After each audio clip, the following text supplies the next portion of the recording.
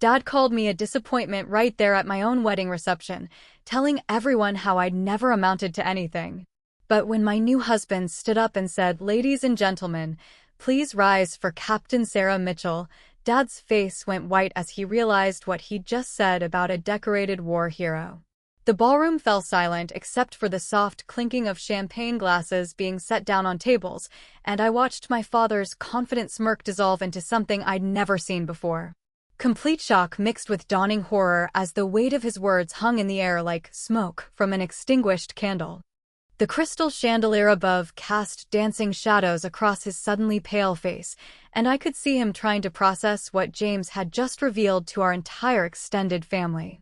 My wedding dress felt heavy against my shoulders, but not as heavy as the years of carrying secrets I could never share.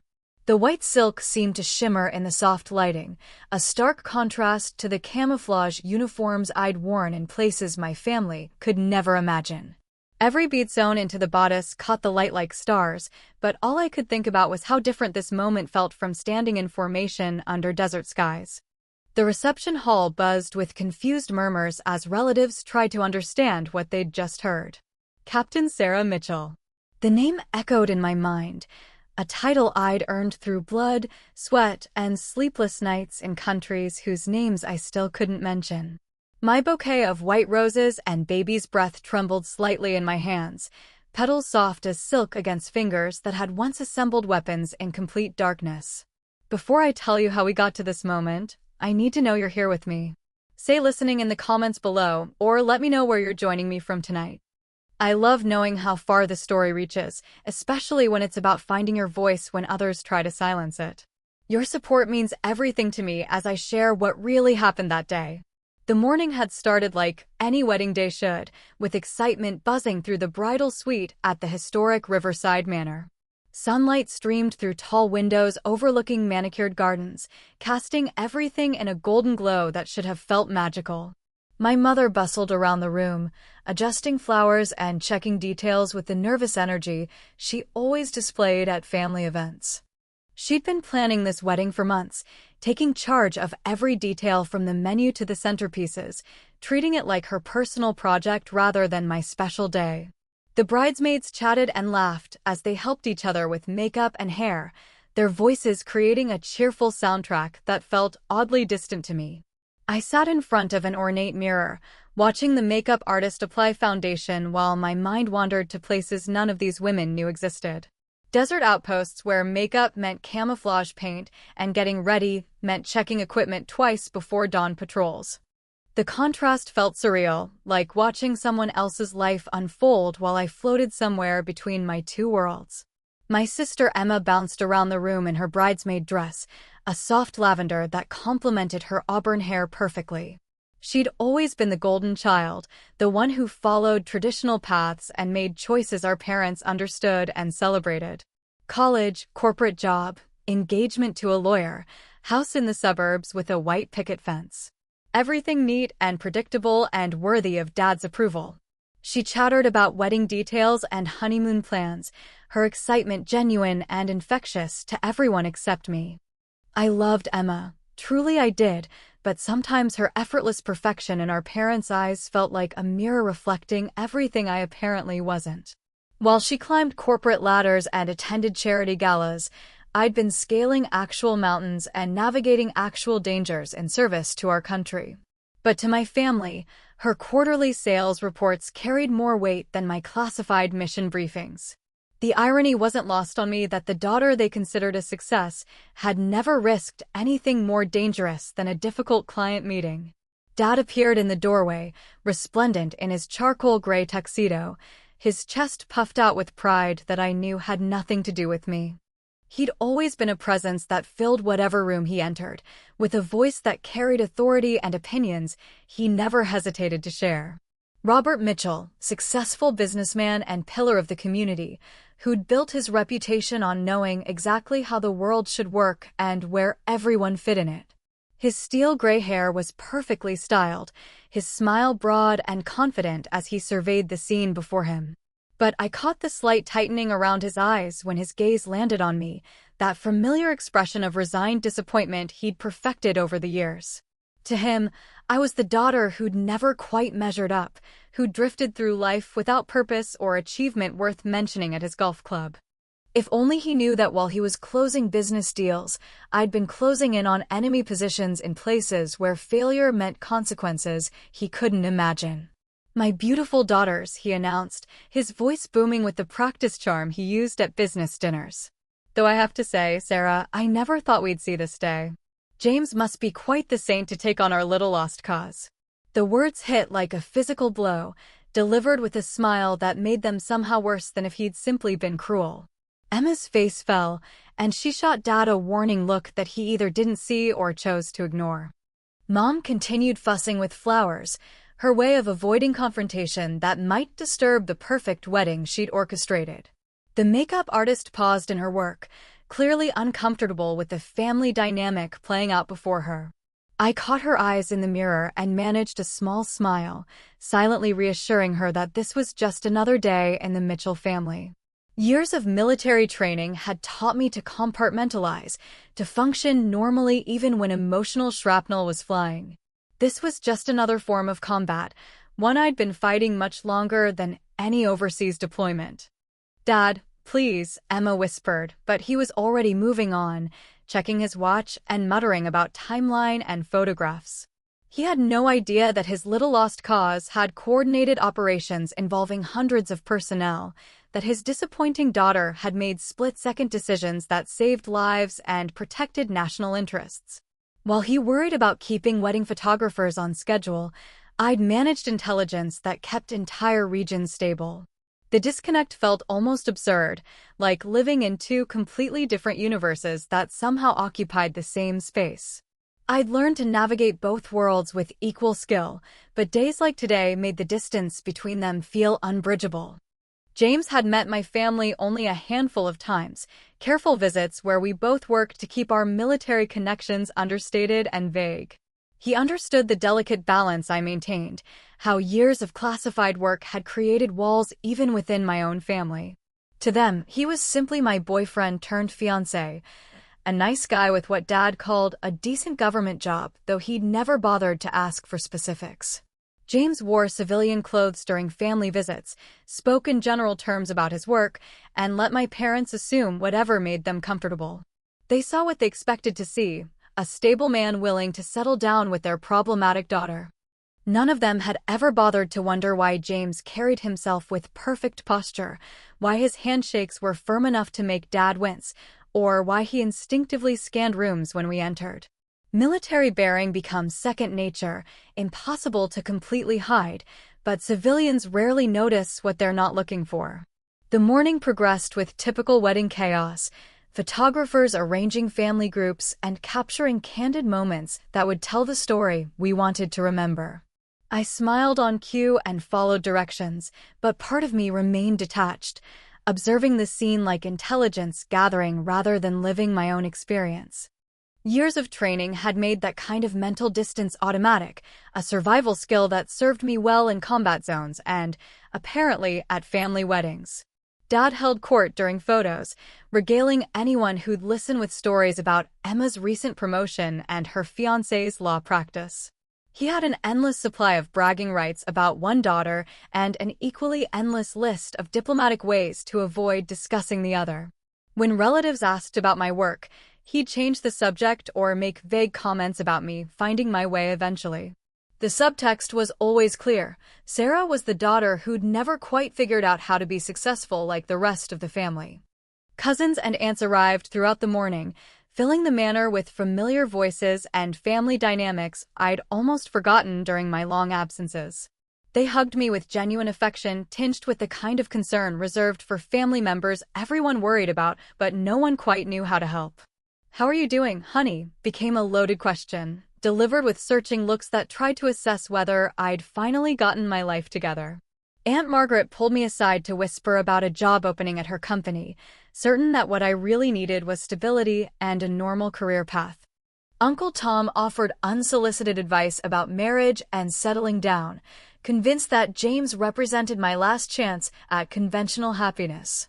Their love was real but misguided, based on a version of me that existed only in their imagination. The ceremony itself passed in a blur of traditional vows and exchanged rings, beautiful and meaningful, but somehow removed from the complexity of who James and I really were. We'd written our own vows carefully, speaking about commitment and partnership without mentioning the unique challenges of military marriages or the sacrifices we both understood came with serving our country. Standing at the altar, I could see Dad in the front row, his expression mixing pride in the pageantry with what looked like relief that I was finally conforming to family expectations. He had no idea that the man I was marrying held a rank that commanded respect in rooms where world-changing decisions were made, that our partnership was forged in understanding of duty and service he'd never comprehend. To him, this was simply his wayward daughter finally settling down with someone willing to take her on. But even as I spoke those carefully crafted vows, I could feel the weight of unspoken truths pressing against the elegant facade we'd constructed. James squeezed my hands during the ring exchange, a subtle reminder that he understood the cost of the secrets I carried. His eyes held the same kind of knowledge that came from years of classified work, the understanding that sometimes loving someone meant protecting them from truths they weren't cleared to know. We'd built our relationship on that foundation of shared service and mutual respect, qualities that made military marriages different from civilian ones in ways my family couldn't begin to imagine. They saw a wedding, but we were acknowledging a partnership that had already been tested in ways most couples would never face. As we walked back down the aisle as husband and wife, I caught sight of several faces in the crowd I hadn't expected to see. Men and women in civilian clothes who carried themselves with unmistakable military bearing, colleagues who'd somehow learned about the wedding and come to show their support. James had invited them without telling me, understanding that having my military family present would mean more than I could express. Their presence added another layer to the day's complexity, representatives of the world where I was respected and valued, silently witnessing my entry into a family that had never recognized those qualities. Colonel Harrison gave me the slightest nod as we passed, a gesture of respect that carried more weight than any of the congratulations I'd received from relatives who still saw me as a disappointment. The cocktail hour before dinner gave family members time to mingle and share stories, creating the perfect setup for Dad's favorite activity, holding court while discussing his daughter's very different life trajectories. He positioned himself near the bar, drink in hand, ready to engage anyone who'd listen about Emma's corporate success and my need for direction and purpose. I watched from across the room as he gestured expansively, his voice carrying just enough for me to catch phrases like, "finally settling down," and "hopefully this will give her some stability." James appeared at my elbow with champagne, his jaw slightly tighter than usual, and I realized he'd been listening too. Military training included learning to gather intelligence from overheard conversations, and my husband was getting a crash course in Mitchell family dynamics. "You don't have to protect me from this," I murmured, accepting the champagne and taking his arm. "I've been fighting this particular battle for years." But even as I said it, I could see something shifting in his expression, a calculation I recognized from briefing rooms when situations required decisive action. James had spent his career protecting people and interests that mattered, and I was starting to realize he might not be willing to simply stand by and watch my family diminish me at my own wedding. The thought both thrilled and terrified me, because once certain truths came out, there would be no taking them back. My carefully maintained separation between my military life and family life was about to face its greatest challenge. The reception hall glowed with soft lighting and elegant decorations, everything perfectly arranged to create the fairy tale wedding my mother had envisioned. Round tables draped in ivory linens held centerpieces of white roses and greenery, while tiny lights twinkled from every surface like captured stars. The dance floor waited empty except for the bridal party's entrance, and a small band tuned instruments in preparation for an evening of celebration. It should have felt magical, the culmination of months of planning and the beginning of a new chapter in my life. Instead, I felt like I was standing on the edge of a cliff, knowing that the evening ahead would either end in perfect family harmony or complete revelation of everything I'd worked to keep separate. The weight of my wedding dress seemed to increase with each step toward our assigned table, where name cards marked the spots where two worlds were about to collide in ways I couldn't predict or control. As we approached the head table, I could see the careful seating arrangement Mom had orchestrated, with family members positioned to facilitate conversation and create photo opportunities that would look perfect in the wedding album. Dad had somehow maneuvered himself into the position where he'd have the best access to a microphone for the traditional Father Off the Bride speech, the moment I'd been dreading since we started planning the reception. His speeches at family gatherings always followed the same pattern: lavish praise for Emma's achievements, diplomatic mentions of other relatives' successes, and carefully worded references to hoping I'd finally find my path in life. Tonight, with a captive audience of extended family and James's guests, I knew he'd feel compelled to deliver his most polished performance yet. The microphone sat innocent and waiting on the small stage, but to me it looked like a loaded weapon about to be turned in my direction. The reception began with the traditional introductions, and I felt James's hand squeeze mine as we prepared to enter as husband and wife for the first time. The bandleader's voice boomed through the speakers, announcing our arrival to applause that felt both celebratory and somehow distant, as if I was watching the scene unfold from somewhere outside my own body. We walked through the double doors into a room filled with faces, some familiar from childhood, others new colleagues of James whom I'd barely met, all gathered to witness what they believed was simply a wedding celebration. But as I scanned the crowd, I caught sight of more military personnel than I'd expected, men and women whose posture and bearing marked them as clearly as if they wore uniforms. James had quietly invited people from our shared world, colleagues who knew Captain Sarah Mitchell in ways my family never would. The realization sent a shiver of anticipation mixed with fear down my spine, because their presence changed the dynamic in ways I couldn't fully predict. As we took our seats at the head table, my mind drifted back to the moment that had started this double life, the day I'd walked into the military recruitment office 8 years ago. I'd been 22, fresh out of college with a degree my parents had paid for and expectations I knew I'd never meet in the conventional ways they valued. Emma was already climbing corporate ladders and earning the kind of success stories Dad loved to share at dinner parties, while I felt lost in a world of quarterly reports and networking events that seemed to drain the life from my soul. The recruitment office had felt like stepping into a different universe, where purpose and service mattered more than profit margins and where my restless energy might finally find a channel worthy of the commitment I was ready to make. Staff Sergeant Rodriguez had looked me over with the kind of assessment I'd later learned to recognize as military evaluation, seeing potential where my own family saw only confusion and lack of direction. Those early days of basic training had broken me down and rebuilt me in ways I'd never imagined possible, stripping away the soft edges of my civilian life and forging something stronger in their place. The girl who'd arrived at boot camp, still seeking approval from parents who'd never quite known what to do with her, had gradually disappeared under the weight of physical challenges and mental discipline that demanded everything I had to give. Drill sergeants had pushed me beyond limits I didn't know existed, teaching me that strength came not from avoiding failure, but from getting up every time failure knocked you down.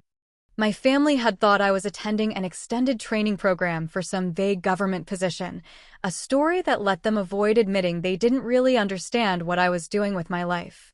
They'd received carefully edited letters describing training exercises as team-building workshops and obstacle courses as leadership development, translations that kept them comfortable while protecting the reality of my transformation.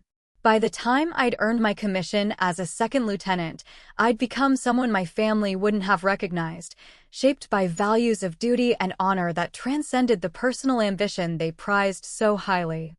My first deployment had taken me to places whose names I still couldn't speak aloud, regions where American interests required protection and American values needed defending against forces that threatened both. The weight of responsibility had settled onto my shoulders like well-fitted armor, natural and necessary in ways that civilian life had never managed to achieve. While Emma was earning promotions and Dad was expanding his business, I was learning to make decisions that could mean the difference between life and death for people under my command. The leadership skills I developed weren't the kind that translated well to family dinner conversations, and the stories I could tell weren't the kind that made for comfortable small talk at holiday gatherings. My second deployment had been deeper into classified territory, special operations that required clearance levels my family couldn't even imagine existed. I'd led teams through missions that would remain secret for decades, protecting intelligence assets and disrupting threats that could have changed the course of regional stability. The citation that accompanied my promotion to captain mentioned valor under fire and exceptional leadership in complex operational environments, language that reduced months of danger and split-second decision-making into bureaucratic prose.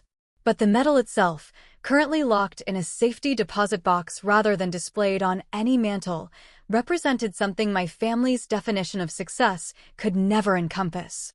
While they measured achievement in salary increases and social recognition, I'd been measured by my ability to bring everyone home alive and accomplish objectives that served interests larger than personal advancement.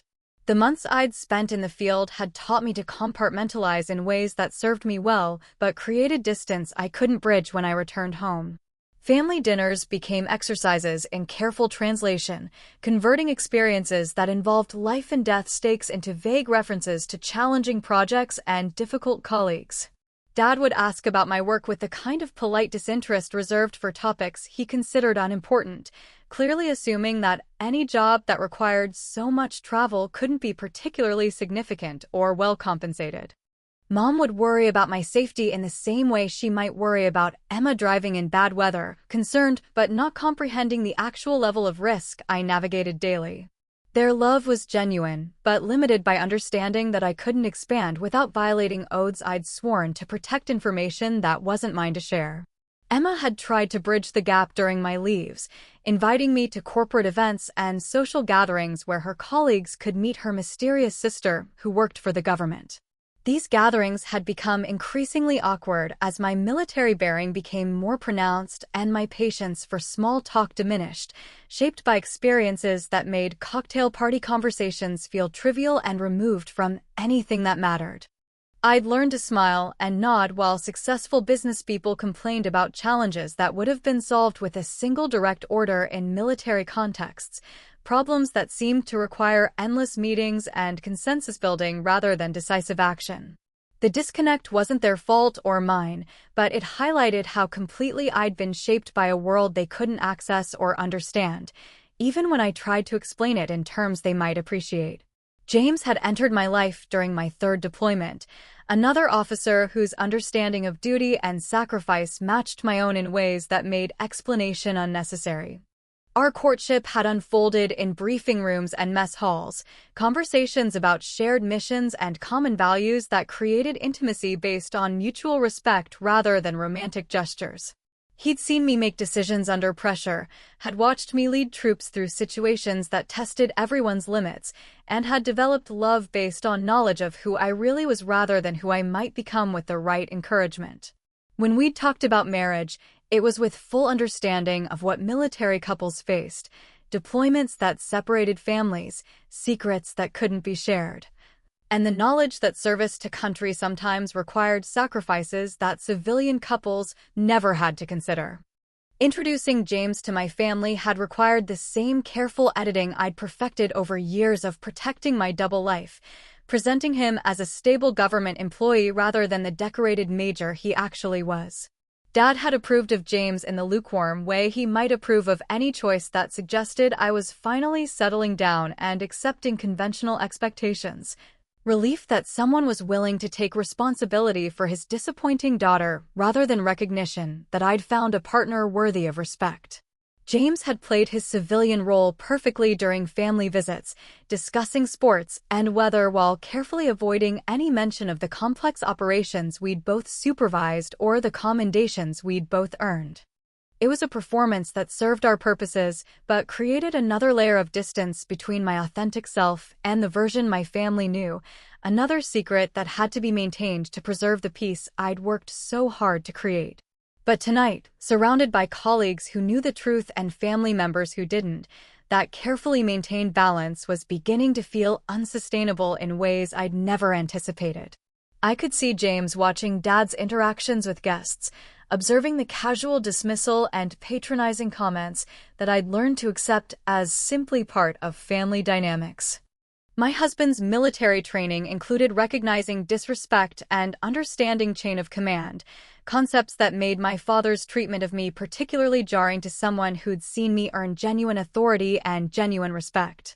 The tension was subtle but building, visible in the slight stiffening of James's shoulders and the calculation in his eyes that I recognized from pre-mission planning sessions.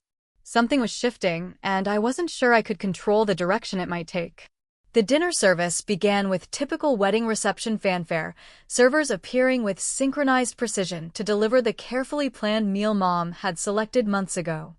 Conversations flowed around our table, family members catching up with relatives they saw only at major celebrations, sharing updates about careers and children and all the ordinary achievements that made up civilian life.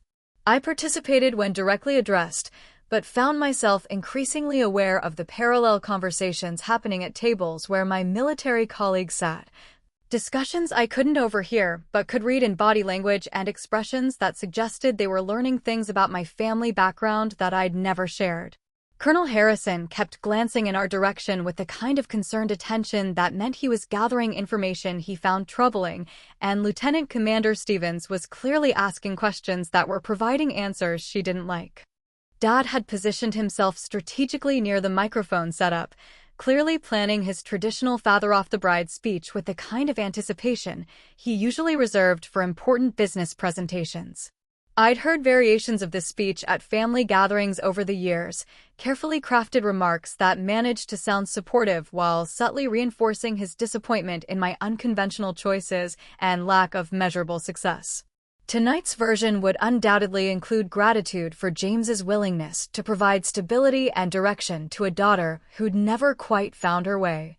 Words that would sound loving to casual listeners, but would carry undertones that anyone who really knew me would find insulting. The microphone sat waiting like a loaded weapon, and I could feel my stomach tightening with the familiar dread that accompanied Dad's public performances about his family. James leaned closer to me, his voice low enough that only I could hear over the dinner conversation surrounding us. "Sarah, I need you to know that some of my colleagues have been asking questions about your family, and they're not happy with what they're hearing."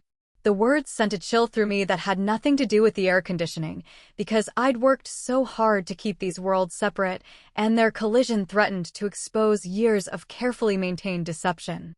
My husband's expression was serious in a way I recognized from mission briefings when situations were about to become complicated, and I realized that my military family had already begun to understand what my biological family had never bothered to learn.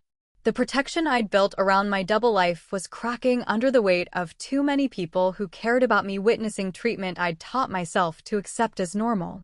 "James, please," I whispered, my hand finding his under the table, seeking the comfort of connection while fearing what his sense of justice might demand. "They don't mean anything by it. This is just how my family works. Dad doesn't understand what we do, and it's better if it stays that way." But even as I spoke the words, I could hear how hollow they sounded, excuses for behavior that looked different when witnessed by people who'd seen me earn respect and command authority in environments where competence was the only currency that mattered. My husband's jaw tightened in a way that meant he was restraining himself from responses that came naturally to someone whose career involved protecting people who served their country.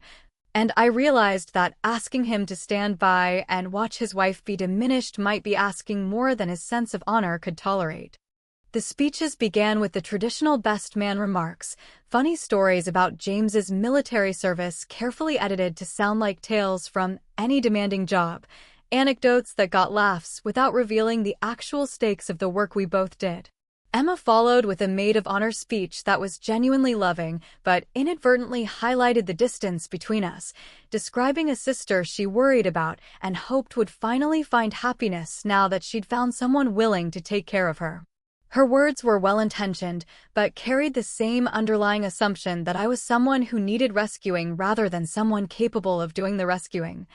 A perspective that made me feel simultaneously grateful for her love and frustrated by her inability to see me as anything other than the family member who required extra concern and consideration.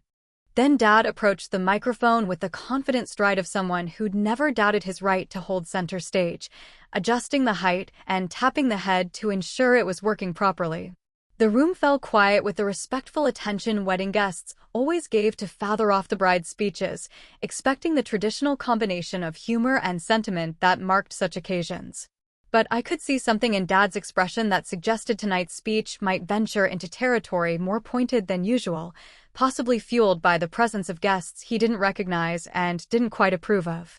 James's hand found mine under the table, a steadying pressure that reminded me I wasn't facing this alone, but I could feel the tension radiating from his body in ways that suggested his patience was approaching its limits. "Ladies and gentlemen," Dad began, his voice carrying the practiced authority of someone accustomed to commanding attention in business settings. "Thank you all for joining us tonight to celebrate Sarah and James, a union that honestly, I wasn't sure we'd ever see." The words landed with the impact he'd intended, drawing knowing chuckles from family members who understood the reference to my unconventional path through life.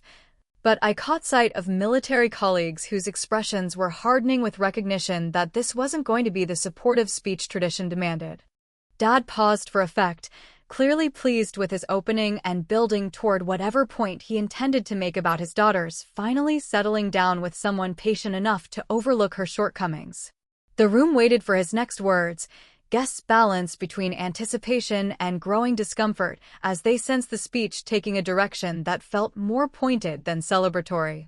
I could see James's knuckles whitening where his hands gripped his napkin, and several of my military colleagues had stopped eating entirely, their attention focused on Dad with the kind of intensity they usually reserved for threat assessment.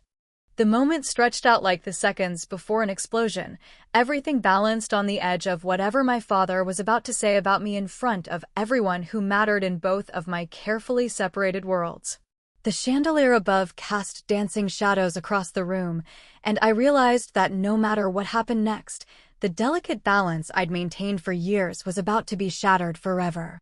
"You know, when Sarah was growing up, we always worried about what would become of her," Dad continued, his voice carrying across the silent reception hall with the confidence of someone who believed his words were both true and necessary. "She never seemed to have direction, never stuck with anything long enough to build real success, always disappearing for months at a time with vague explanations about work that honestly, none of us really understood or thought amounted to much." The words hit me like physical blows, each one landing with practiced precision in wounds that had never fully healed, delivered with the kind of casual cruelty that family members specialize in because they know exactly where to aim. I felt James's entire body go rigid beside me, his breathing becoming controlled in the way I recognized from moments when he was exercising extreme self-restraint. Around the room, I could see my military colleagues exchanging glances that ranged from shock to barely contained anger, their faces reflecting disbelief that anyone would speak about a decorated officer with such casual dismissal. "But James here," Dad gestured toward my husband with the magnanimous air of someone bestowing praise. "James saw something in Sarah that, frankly, the rest of us had given up hope of anyone finding.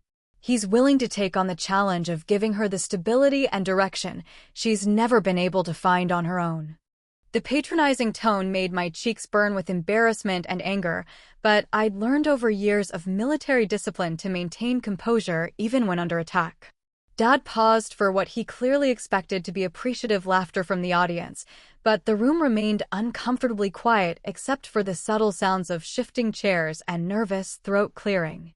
Emma's face had gone pale, and Mom was staring at her hands with the practiced avoidance she'd perfected whenever Dad's speeches ventured into territory that made everyone uncomfortable. The silence stretched out awkwardly, filled with tension that even the most socially oblivious guests couldn't ignore. "So here's to James." Dad raised his champagne glass with theatrical flourish, completely oblivious to the horrified expressions surrounding him, for having the patience to take on our little lost cause and hopefully help her finally amount to something worthwhile. The final words hung in the air like smoke from an explosion, and I watched as understanding dawned on faces throughout the room that they'd just witnessed something that crossed lines no wedding speech should ever approach.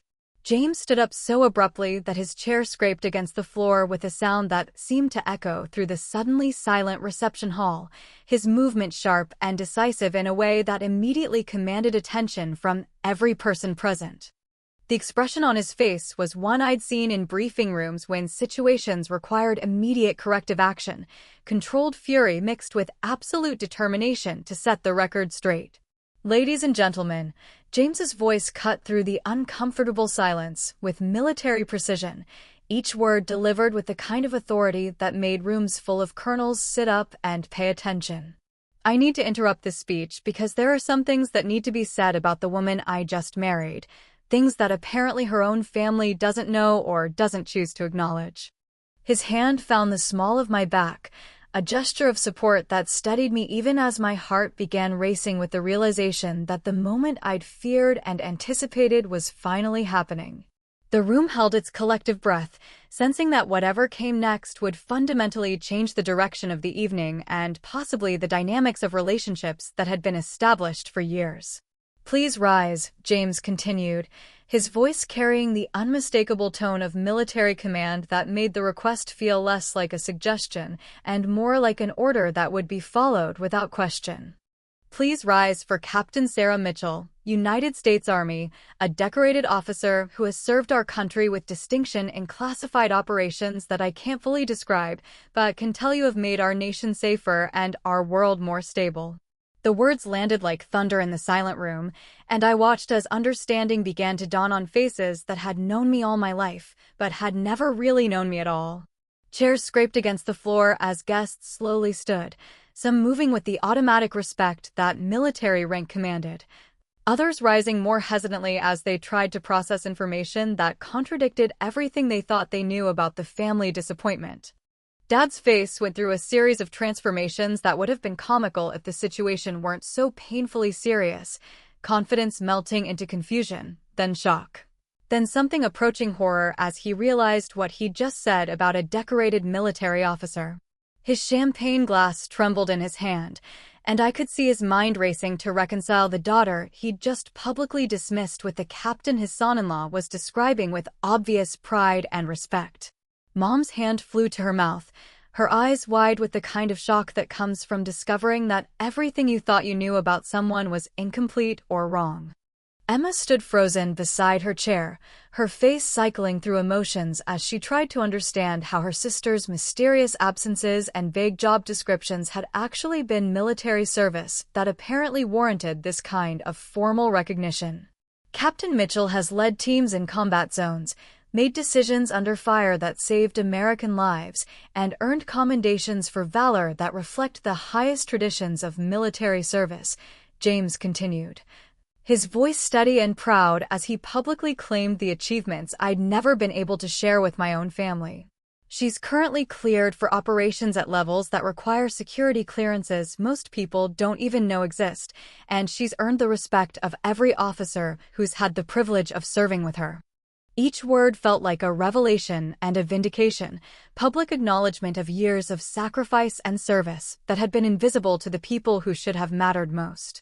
I could see Colonel Harrison nodding with approval, his expression reflecting pride in a fellow officer whose achievements were finally being recognized by people who should have known about them all along. The silence that followed was complete and profound, broken only by the soft sound of someone setting down a champagne glass with hands that were no longer quite steady.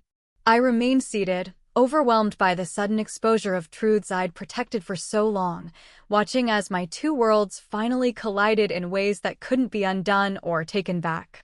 James's hand remained on my back, steady and warm, anchoring me to the present moment even as everything I'd carefully constructed around my double life crumbled and reformed into something entirely new. The room full of guests continued standing, some with expressions of genuine respect, others with the kind of awkward confusion that comes from realizing you've been fundamentally wrong about someone for years.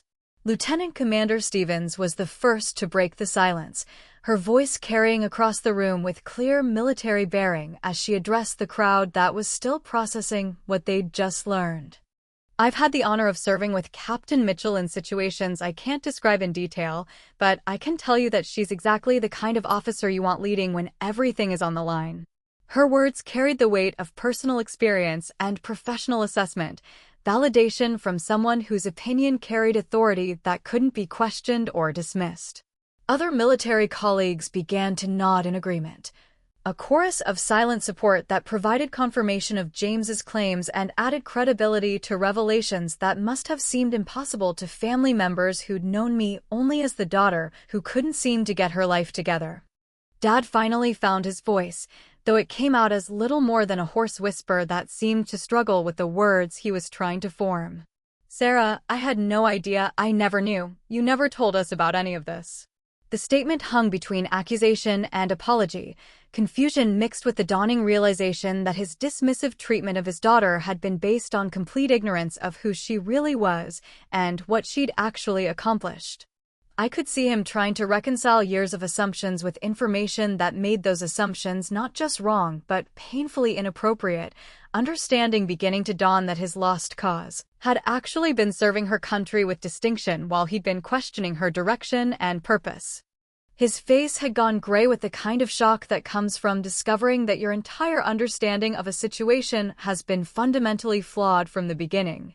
"You couldn't know," I finally spoke, my voice steadier than I'd expected as I rose to stand beside my husband, drawing strength from his unwavering support and the visible respect of colleagues who'd seen me at my best rather than my most vulnerable. "My work requires security clearances that don't allow me to discuss details with family members, and I made the choice to protect you from worrying about dangers you couldn't understand or control." The explanation felt both honest and inadequate, years of complex emotions and difficult decisions reduced to a few sentences that couldn't possibly capture the weight of maintaining secrets that had created distance even within my own family. But it was the truth, or as much of it as I could share in a room full of people who didn't have clearance to hear the rest of the story. Mom stood up abruptly, her chair scraping against the floor as she moved toward me with tears streaming down her face and arms outstretched in a gesture that spoke of years of misunderstanding finally being replaced by recognition and pride. "Oh, sweetheart, all this time we thought you were struggling, and you were actually serving our country, actually putting yourself in danger for all of us." Her embrace was fierce and desperate, holding me with the kind of intensity that comes from realizing you've been worried about the wrong things while completely missing what was actually worth celebrating. I could feel her shoulders shaking as she processed the magnitude of what she'd just learned, understanding dawning that her concerns about my career and stability had been misplaced while I'd been accepting responsibilities that most people couldn't imagine carrying. Emma approached more hesitantly, her expression mixing admiration with something that might have been embarrassment as she began to understand how completely she'd misunderstood her sister's life and choices. "Sarah, I feel like such an idiot.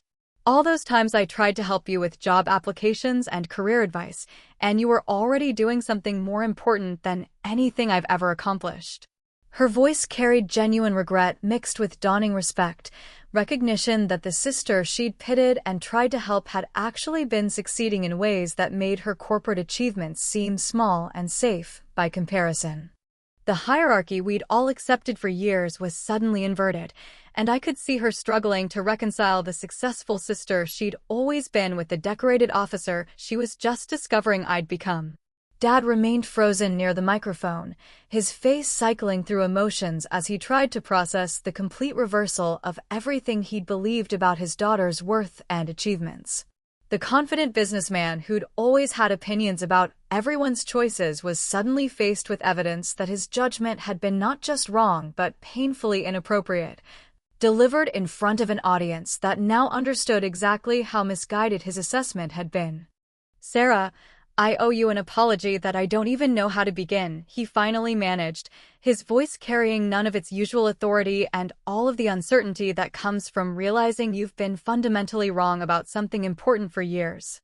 Dad, you don't need to apologize for not knowing something I couldn't tell you, I replied, maintaining the grace and dignity that military training had taught me to preserve even in moments of personal vindication. But I do need you to understand that your assessment of my life and my choices has been based on incomplete information, and going forward, I'd appreciate being treated with the same respect you'd show any other decorated military officer. The words were firm, but not vindictive, establishing boundaries without attacking the man who'd raised me even when his understanding of me had been so completely wrong. I could see James nodding with approval beside me, recognizing the careful balance between strength and compassion that marked the difference between justice and revenge. Colonel Harrison approached our table with the measured steps of someone accustomed to formal military occasions, his presence adding another layer of authority to the moment as he extended his hand to Dad with military precision. "Mr. Mitchell, your daughter is one of the finest officers I've had the privilege of commanding, and her service record reflects exactly the kind of dedication and competence that makes me proud to wear the same uniform." His words carried the weight of official recognition, validation from someone whose opinion about military service couldn't be questioned or dismissed by anyone who understood what rank and experience represented. Dad shook the colonel's hand with visible uncertainty, clearly struggling to reconcile this formal recognition with his long-standing assumptions about his daughter's lack of achievement and direction. The rest of the evening unfolded with a completely different energy, conversations flowing around tables where family members peppered my military colleagues with questions about my service that could be answered without violating security requirements. Relatives who'd worried about my future were suddenly hearing stories about my leadership and competence from people whose credentials couldn't be questioned, first-hand accounts of capabilities they'd never suspected I possessed. Emma spent 20 minutes talking with Lieutenant Commander Stevens about the challenges of military life and the sacrifice required for the kind of service I'd chosen, gaining understanding that made her look at me with new eyes that reflected respect rather than concern.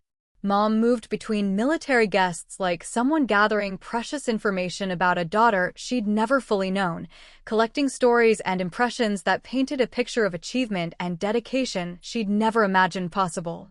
Dad remained quieter than usual for the rest of the reception, clearly processing information that required him to fundamentally reassess his understanding of both his daughter and his own judgment about what constituted success and value. I caught him watching me throughout the evening with expressions that mixed pride with something that might have been regret, probably realizing that years of dismissive comments and disappointed expectations had been directed at someone who'd actually been exceeding any reasonable measure of achievement and service. When he did speak, his words were more careful and respectful than I'd heard from him in years, the casual dismissal replaced by uncertainty about how to relate to a daughter who'd turned out to be someone completely different from who he'd believed her to be. The traditional father-daughter dance took on new meaning as Dad and I moved across the floor while the band played music that felt somehow more significant than it had during rehearsal. "Sarah, I don't know how to say this, but I'm sorry," he whispered as we swayed to the familiar melody, his voice carrying genuine regret for years of misunderstanding and dismissal. "I'm proud of you in ways I didn't know how to be before tonight, and I'm ashamed that it took your husband to teach me what I should have known about my own daughter." His apology was more complete and genuine than I'd expected, acknowledging not just the evening's revelations but years of treatment that had been based on fundamentally flawed assumptions about my worth and my choices. "Dad, the important thing is that now you know, and we can build our relationship based on who I actually am rather than who you thought I was," I replied, choosing grace over grievance, because military service had taught me that holding on to anger served no useful purpose when understanding was finally possible. "I love you, and I've always loved you, even when it felt like you were disappointed in everything I did. Now maybe we can find common ground based on truth instead of misunderstanding." The conversation felt like a turning point, not just for the evening, but for years of family dynamics that had been built on incomplete information and assumptions that had never been questioned or corrected. James cut in for the remainder of the song, his arms encircling me with the kind of protective strength that had drawn me to him in the first place, understanding that came from shared experience and values that my family was only beginning to comprehend. "How do you feel about having your secret finally out in the open?" he asked as we moved together across the dance floor, his voice carrying concern mixed with satisfaction that the truth had finally been acknowledged by people who should have recognized it years ago. I could see my military colleagues scattered throughout the room, some dancing with spouses, others engaged in conversations with family members who were clearly fascinated by glimpses into a world they'd never known existed. Terrified and relieved in equal measure, I admitted, leaning into his embrace as the evening's emotions finally began to settle into something resembling peace. I've spent so many years keeping these worlds separate that I'm not sure how to handle them being connected, but maybe it's time to stop protecting people from the truth about who I really am. The acknowledgement felt both liberating and frightening, recognition that the careful balance I'd maintained for years was gone forever, replaced by a new reality where my family knew about my service and my military colleagues had witnessed my family dynamics. There would be no going back to the comfortable separation that had allowed me to avoid dealing with the disconnect between how I was valued in different parts of my life. The reception continued late into the evening, with conversations that felt different now that truth had replaced carefully maintained fiction, family members asking questions about my service that I could answer within the bounds of security requirements, and military colleagues sharing stories about my leadership that gave my relatives new perspectives on capabilities they'd never suspected I possessed. Emma and I had a long conversation near the end of the night where she admitted feeling foolish for years of trying to help me find direction, when I'd actually been serving in ways that made her corporate success seem small by comparison. Mom spent time with James learning about the challenges of military marriages and the sacrifices required for the kind of service we'd both chosen, gaining understanding that made her proud rather than worried about her daughter's future. When the evening finally ended and guests began to leave, the farewell conversations carried weight they'd never had before, relatives expressing pride and respect instead of concern and well-meaning advice about finding stability and direction. Colonel Harrison shook my father's hand again before departing, telling him that he should be proud to have raised a daughter who'd chosen service over personal comfort and had excelled in ways that brought honor to both her family and her country. Dad received the praise with visible emotion, understanding dawning that the daughter he'd worried about had actually been achieving things that reflected well on her upbringing and her character. As James and I finally left our own wedding reception, I felt lighter than I had in years. The weight of secrets and separated worlds finally lifted from shoulders that had carried them longer than they should have had to bear such burdens.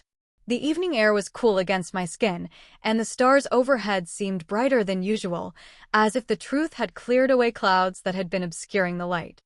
My husband squeezed my hand as we walked toward our car, understanding that the woman he'd married had finally been revealed to her family in all her complexity and achievement. No longer hidden behind carefully constructed fiction that had protected everyone except the person who deserved recognition most. How does it feel to be Captain Mitchell to everyone now instead of just to some people? James asked as we reached our car, his voice carrying satisfaction that the truth had finally been acknowledged by people who should have celebrated it years ago. The question made me smile for the first time all evening, recognition that I no longer had to navigate the exhausting balance between my authentic self and the version my family had been comfortable accepting. Tomorrow would bring new challenges as we figured out how to build relationships based on truth instead of protection. But tonight I could simply be grateful that the people who loved me finally knew who I really was and what I'd actually accomplished in service to something larger than myself. It feels like coming home, I replied, understanding finally settling over me that authenticity was worth more than protection, that being known completely was better than being comfortable partially. The wedding had ended with revelations that changed everything, but as we drove away into the night, I knew that those changes would ultimately strengthen rather than strain the relationships that mattered most. My family finally knew Captain Sarah Mitchell, and I no longer had to choose between the daughter they'd raised and the officer I'd become.